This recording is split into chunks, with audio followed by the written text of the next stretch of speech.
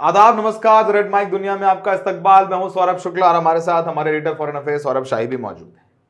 बहुत दिनों से आप लोग लिख रहे थे कि हम लोग इजराइल और पैलेस्टीन पर कोई वीडियो क्यों नहीं कर रहे हैं, तो एक बहुत अहम और बहुत दिलचस्प मुद्दे के साथ हम लोग आपके सामने हाजिर हैं। इजराइल और हमास के बीच गजा में अब भी युद्ध जारी है।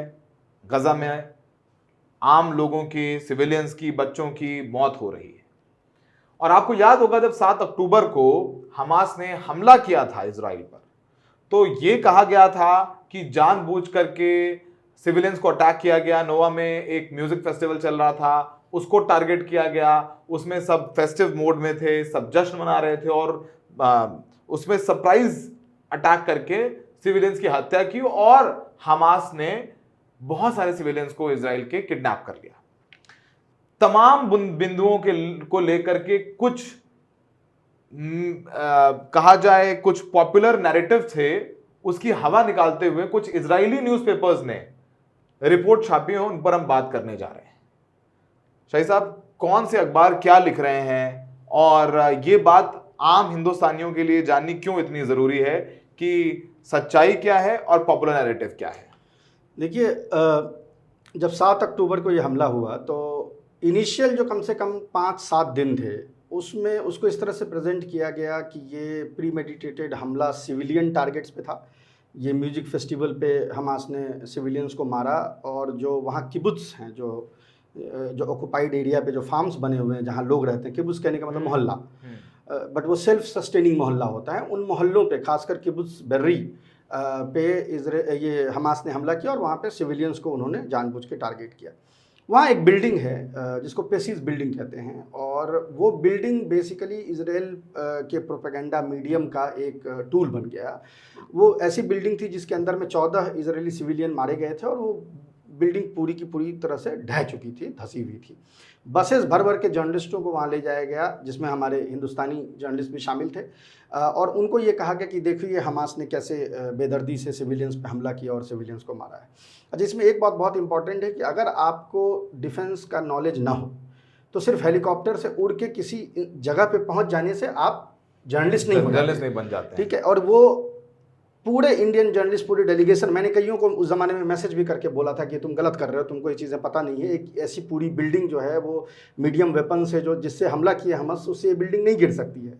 तो लेकिन खैर वो अपना काम करते रहे। कई मेरे कुलीग्स हैं, मैं नाम नहीं लेना चाहूँगा, लेकिन आप सब जानते हैं किसके बारे में कह रहा हूँ मैं। खैर, अब इसराइल के न्यूज़पेपर हाज और टाइम्स ऑफ इसराइल और जो दीगर वाईनेट, इस तरह के जो न्यूज़पेपर्स हैं, उन्होंने 9 महीने बाद अपनी तफ्तीश की है और उसमें पाया है कि एक शब्द जिसको हम बार बार यूज करते रहे हैं, आपको याद होगा पहले के वीडियोस में भी हम हैनिबल डायरेक्टिव की बात कर रहे हैं। तो उन्होंने ये पाया है कि हैनिबल डायरेक्टिव डिप्लॉय किया गया और मेजॉरिटी ऑफ सिविलियंस जो इसमें मारे गए हैं वो या तो इजरायली हमले में, काउंटर अटैक में मारे गए हैं या एक्सचेंज ऑफ फायर में मारे गए हैं, not specifically targeted by Hamas.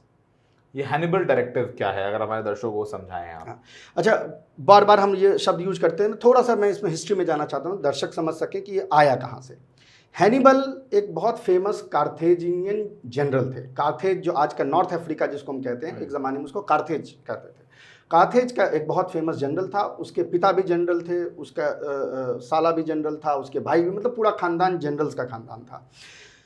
Punic war कहते हैं, उसके बारे में चाहूँगा दर्शक की पढ़ें कि कैसे रोमन एम्पायर और कार्थेज की लड़ाइयाँ होती थी और दोनों के जनरल्स जो थे बहुत नामी गिरामी थे, कोशिश करते थे एक दूसरे पे हावी होने की। हैनिबल ने कई बार रोमन एम्पायर को बैटल्स में हराया, इसीलिए दुनिया के महानतम जनरल्स में से काउंट होता है। एक बार तो उसने नॉर्थ अफ्रीका से हाथी लेके अल्प्स माउंटेन क्रॉस करके हाथी से हमला कर दिया। यूरोप में किसी ने हाथी नहीं देखा था उस जमाने तक। तो लेकिन खैर बाद में वो हार गया और भागने लगा वो, क्योंकि रोमन एम्पायर जानते थे कि जब तक जिंदा रहेगा तब तक हमारे थ्रेट रहेगा, तो उसका पीछा करने लगे और वो भागता रहा। लास्ट में वो जहाँ आज आर्मेनिया जो मुल्क है, आर्मेनिया में जाके वहाँ के राजा के पास रहने लगा। वहाँ पर भी जब रोमन आ गया और उसने देखा कि अब हमारे पास कोई उपाय नहीं है, तो उसने जहर खा के आत्महत्या करना पसंद किया रेदर देन कि अपने आप को रोमन सोल्जर्स के हाथों में देने के। ये कुछ उसी तरह से है जैसे हमारे यहाँ चंद्रशेखर आज़ाद की कहानी है। उन्होंने खुद तो गोली मार ली थी कि मैं अंग्रेजों के हाथ नहीं आऊंगा। हाँ, बट चूंकि वो वेस्टर्न उसमें नाम हैनिबल का ज़्यादा है, तो तब से हैनिबल डायरेक्टिव एक शब्द बन गया जिसमें आप ये डिसीजन लेते हैं कि हम खुद मर जाएंगे लेकिन दुश्मन के हाथ में हम नहीं जाएंगे, उसको हैनिबल डायरेक्टिव कहते हैं। इजराइल आर्मी इसको मास हैनिबल कहती है। मास हैनिबल से मुराद ये है कि अगर 50 सिविलियंस भी हों, 50 सोल्जर्स भी हों जो किडनैप करके ले जाए जा रहे हों, तो बेशक सिविलियंस मारे जाएं लेकिन हम हमास के फाइटर को भी मार देंगे, यानी उनके हाथ, क्योंकि आपको पता है जब वो एक बार चले गए तो एक के बदले में 50 देने पड़ेंगे, तो हम मारेंगे तो हमारे सिविलियंस भी मर जाएं, हमें फर्क नहीं पड़ता है, हम हमास वालों को मारेंगे साथ में सिविलियंस। इसको कहते हैं मास हैनिबल, क्योंकि हैनिबल सिंगल था तो मास हैनिबल, तो बहुत सारे। अच्छा, इसमें एक आयरॉनिकल बात यह है कि हैनिबल डायरेक्टिव जो है वो आप लेते हैं। मैंने सीरिया में जब मैं वॉर कवर कर रहा था, सिविल वॉर, तो उस ज़माने में मैंने कई रशियन सोल्जर्स को या ईरानियन सोल्जर्स को हैनिबल करते हुए देखा, या हम फ्रंट पे थे तो हमें खबर मिली कि उन्होंने हैनिबल किया। हैनिबल से मुराद ये है कि इस्लामिक स्टेट ने चारों तरफ से घेर लिया तो उस सोल्जर्स ने अपने एयरफोर्स को अपना ही बोला कि मेरे ऊपर बम गिराओ, तो वो एयरफोर्स के ऊपर बम गिराती है, साथ में जो इस्लामिक स्टेट के फाइटर थे वो भी मारे जाते हैं। या आयरॉनिकल क्या है कि ये डिसीजन वो नहीं ले रहे जो किडनैप हुए हैं, जिनको अबडक्ट किया गया, ये डिसीजन कौन ले रहा है? इजरायली आर्मी ले रही है। नाम दे रही है हैनिबल का, लेकिन डिसीजन वो ले रही है कि ये मारे जाएं। आपने पूछा तो नहीं है उससे कि वो मरना चाहता है कि नहीं मरना चाहता। खैर, तो मैं यहाँ थोड़ा डायरी को रेफर करना चाहूँगा क्योंकि इसमें टाइमलाइंस लिखी हुई हैं, तो उसमें एक्यूरेट होने के लिए मैं डायरी को रेफर करना चाहता हूँ। पहली बात की ऑर्डर किसने दिया? यह order brigadier general Barak Hiram है। तस्वीर यहाँ आप देख सकते हैं उनकी। ब्रिगेडियर बराक हिराम जो डिवीज़न 99 जिसको गाज़ा डिवीज़न कहते हैं उसके कमांडर थे। वो टैंक लेके पहुँचे और उसने उस घर पे कहा, जिस घर को दिखाया गया जर्नलिस्ट को, पेसीज हाउस, उसने कहा कि इसमें 4 राउंड्स इस घर के अंदर तुम टैंक से मारो। उस घर के अंदर 14 हॉस्टेजेस थे और तकरीबन 10 के आसपास हमास के फाइटर्स थे। उन्होंने ऑर्डर किया कि इसको फायर करो। फायर करने वाले जो कमांडर थे उसका नाम है लेफ्टिनेंट कर्नल सलमान हबाका। अच्छा, नाम से आपको लग रहा होगा कि ये मुस्लिम नेम है, नहीं। मिडिल ईस्ट में एक कम्युनिटी होती है जिसको कहते हैं द्रूज। ये द्रूज जो होते हैं ये कई धर्मों के उसको फॉलो करके एक कम्युनिटी बनी हुई है। इजराइल के अंदर जो द्रूज हैं वो इजरायली आर्मी में काम करते हैं, ठीक है। इनका मत ये होता है कि जिस मुल्क में होते हैं उस मुल्क के साथ होते हैं। सीरियन द्रूज सीरियन आर्मी के हिस्सा हैं, लेबनीज द्रूज लेबनीन आर्मी के हिस्सा हैं, इजरायली द्रूज इजरायली आर्मी के हिस्सा हैं। तो इनके बहुत ही फेमस एक कमांडर लेफ्टिनेंट कर्नल सलमान हबाका थे जिसने कि ये फायर किया टैंक से पैसी बिल्डिंग में। ऑर्डर मिली उनको कि ये 4 सेल्स आपको इस बिल्डिंग में ठोकने। उन्होंने 4 सेल्स ठोक दी, पूरी बिल्डिंग कोलैप्स हो गई। अंदर जितने हॉस्टेजेस थे और जितने फाइटर थे सारे के सारे मारे गए एक्सेप्ट फॉर 1 हॉस्टेज। एक हॉस्टेज उसमें से बच गया। जब ये ऑर्डर दिया जा रहा था तो यहाँ दूसरे कमांडर थे जिसका नाम है अर्नॉन जमोरा। वो एक यमाम करके एक यूनिट है, Israeli special anti terrorist unit है, स्पेशल फोर्स है उनकी, पुलिस की, उसके कमांडर होते हैं। तो उसने पहले मना किया कि मैं ये नहीं करूँगा। उनके मना करने पे दूसरे कमांडर ने अंजाम दिया इसको। अच्छा, आज आयरॉनिकली दोनों कमांडर मारे जा चुके हैं। यानी अगर आप आज इसकी जांच करेंगे तो जो 2 विटनेस जिन्होंने, एक ने ऑर्डर को माना और एक ने ऑर्डर को डिनाई किया, वो दोनों मारे जा चुके हैं। पहले हमने जिनका नाम लिया सलमान, वो जिस दिन फर्स्ट डे जिस दिन ग्राउंड इन्वेजन हुआ गाज़ा का उस दिन मारे गए।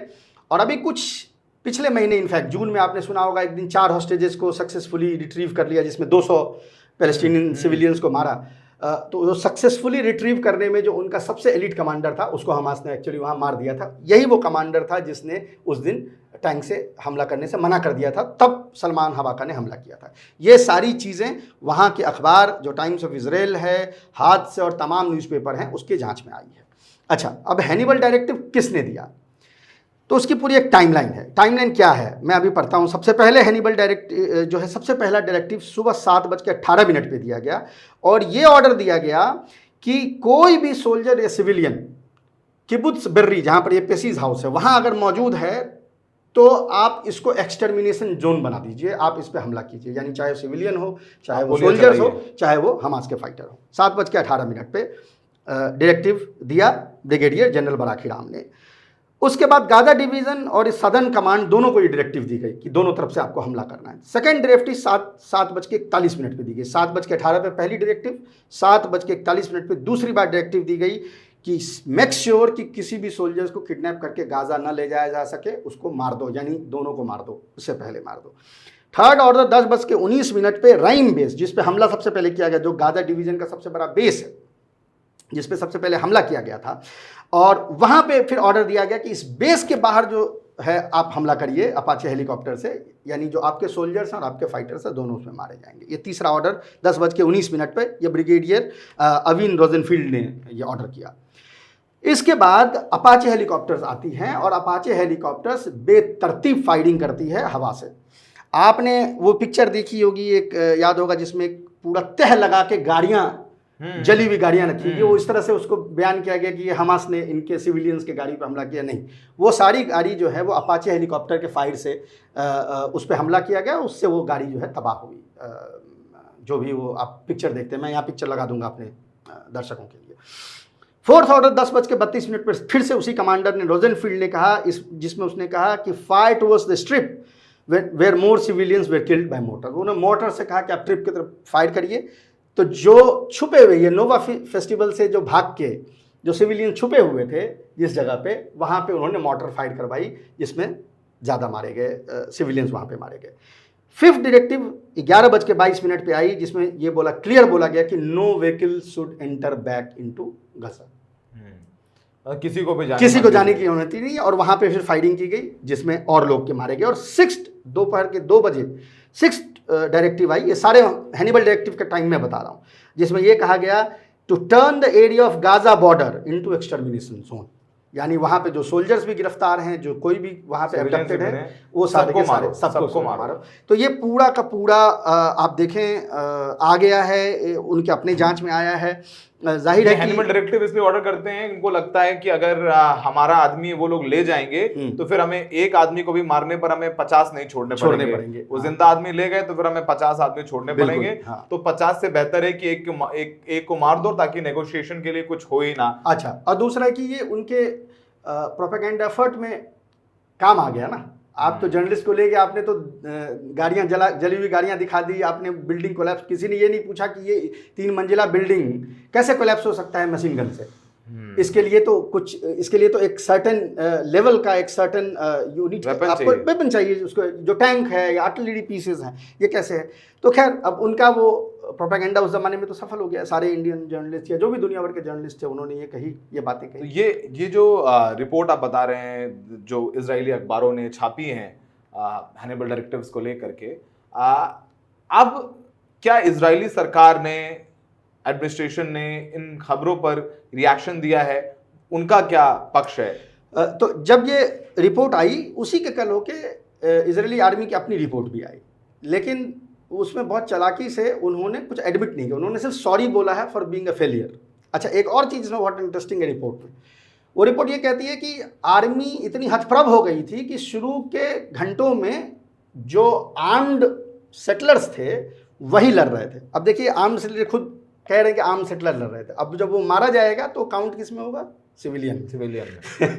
ये खुद कह रहे हैं, ये इजरायली आर्मी की अपनी रिपोर्ट कह रही है कि आर्म सेटलर, हमें ये सारा अभी स्क्रीनशॉट यहाँ लगा रहे हैं, दर्शक देख सकते हैं, ये हम कुछ अपने तरफ से नहीं कह रहे हैं, सारे जो आज मैंने दिए हैं सारे इजरायली अखबार से निकाल के दिया है। एक और चीज़ है, अब जब ये रिपोर्ट आ गई है तो आप ये सोचेंगे कि वेस्टर्न न्यूज़पेपर जिसने ये सारा झूठ लिखा, ये बड़े बड़े नाम, ये थोड़ा इसको कोई कुछ बोलेंगे। हाँ, किसी ने नहीं, सिर्फ हमारे पास जो यहाँ पे हम देख सकते हैं कि सिर्फ 2 न्यूज़पेपर हैं, एक गार्डियन है और एक इंडिपेंडेंट है, दोनों ब्रिटिश न्यूज़पेपर हैं, जिसने इस चीज़ को सिर्फ इसको कवर किया है।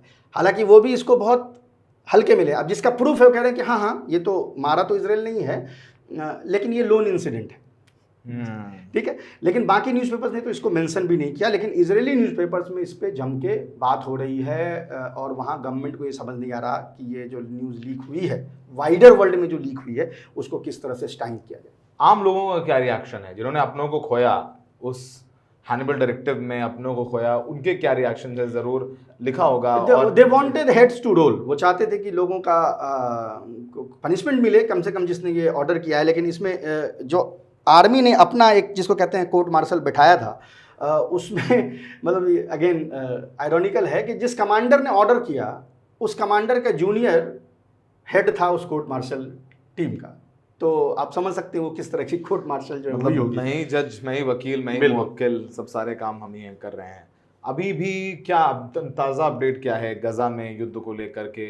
युद्ध विराम की कुछ शर्तों पर चर्चा हो रही थी, अभी क्या हाल में हम देख रहे हैं कि युद्ध विराम होगा या फिर अभी भी ये चलता ही जाएगा? देखिए अभी अब अमेरिकन जो निगोशिएटर हैं उनको भी फ्रस्ट्रेशन हो रहा है, क्योंकि वो इजराइल के कहने पे जो चीज़ वो प्रपोज करते हैं बाद में इजराइल खुद उससे मुकर पीछे जाता हट है। जाता है। इनफैक्ट वो एक्सियोस ने 2 दिन पहले न्यूज़ दिया भी था कि दे आर फेड अप।